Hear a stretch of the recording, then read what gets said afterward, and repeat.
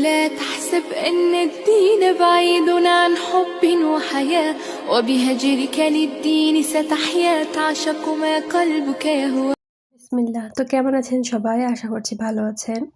আমরাও আল্লাহর অশেষ রহমতে ভালো আছি। তো আমাদের বাজার সব শেষ হয়ে গেছিল, তাই আমি ব্লিঙ্কিট করেছি, কারণ আমার কাছে টাইম ছিল না, রান্না করার সময় হয়ে গেছে। তো এখন যদি বাজারে যাই আবার আসি তো অনেকটা টাইম লেগে যাবে। তো আমি হচ্ছে ব্লিঙ্কিট থেকে 10 মিনিটে নিয়ে নিয়েছি এই জন্য। তো এখানকার জিনিসগুলো আলহামদুলিল্লাহ অনেক ফ্রেশ আসছে। তো এই রসুনগুলো আমি নিয়েছি, এগুলো হচ্ছে গোটা রসুন না, মানে খোলা সবগুলো থেকে। আমি ভাবলাম দেখি একবার ট্রাই করি।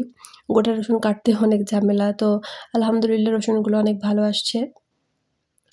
এখন আমি সব কিছু কেটে নিব, কেটে নিয়ে সবজিটা খুবই সিম্পলভাবে রান্না করে নেব তাড়াতাড়ি।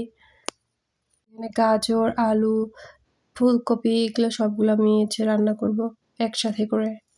আমি এখনো সকালে কিছু খাইনি, আমি আগে ভাত তরকারি সব রেডি করে রাখবো, তারপর হচ্ছে সব ক্লিন করে দেন রিল্যাক্সে বসে সকালের খাবার খাবো। কারণ এখন যদি আমি খেতে বসি আমার অনেক দেরি হয়ে যাবে আর সময়ে পাবো না। আলহামদুলিল্লাহ রান্না প্রায় শেষ আমার। তো এখন আমি সকালে নাস্তা করে নেব। তো ওখানে ব্রেড আর হচ্ছে ডিম, মানে যা পেয়েছি নিয়েছি তাড়াহুড়ো করে। তো এটা খেয়ে নিলাম আমি। তারপর অনেক জামা আমি ধুয়েছিলাম, ওগুলো আমার হচ্ছে কালকে এনে আমি রেখে দিয়েছি, কিন্তু ওগুলো হচ্ছে আমি একদম ভালো করে রাখিনি। তো এখন সবগুলো আমি গুছিয়ে রাখবো একটা একটা করে। এতগুলো জামা জমেছে। আমার সকালবেলাটা এত ব্যস্ত যায় কি আর বলি। সকালে উঠে এই রান্না বান্না করে সব কিছু রেডি করে তারপরে আমি চলে গেছি ডিউটিতে গিয়ে তারপর হচ্ছে সন্ধ্যায় আমি ডিউটির মাঝখান থেকে আমি বেরিয়ে আসছি একটু ব্রেক নিয়ে সন্ধ্যাবেলার দিকে, কারণ আমার এত খিদে পাচ্ছিল। সকালবেলা আমি ভাত খেয়েছি আর খাইনি, তো একটু মানে খিদে পাচ্ছিল বলতে বাইরের কিছু খেতে ইচ্ছে করছিল আর কি। তো আমি একটু চাট খেয়ে নিয়েছি এখানকার। তারপর আমরা চলে গেছি মিষ্টি পান খেতে।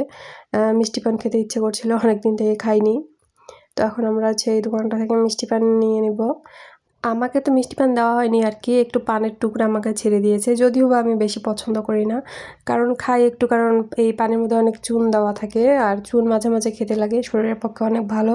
শরীরের পক্ষে বলতে আমাদের হাড়ের জন্য অনেক ভালো। তো তাড়াহুড়ো করে খাওয়া শেষ করে আমি আবারও চলে আসছি। আর আজকে আমি রুমে গিয়ে গাজরের হালুয়া বানাবো খুবই সিম্পলভাবে। এটা মাশাআল্লাহ অনেক টেস্টি হয়েছে। শুধু গাজরগুলোকে সেদ্ধ করে যে মানে একটু ঘি দিয়ে ভেজে দুধ দিলেই হয়ে যাবে, আর একটু চিনি লবণ তো দিতেই হবে, মানে এতটা সিম্পল। আজকে এই পর্যন্তই। আপনারা ভালো থাকবেন, আমার পাশে থাকবেন। আসসালামু আলাইকুম।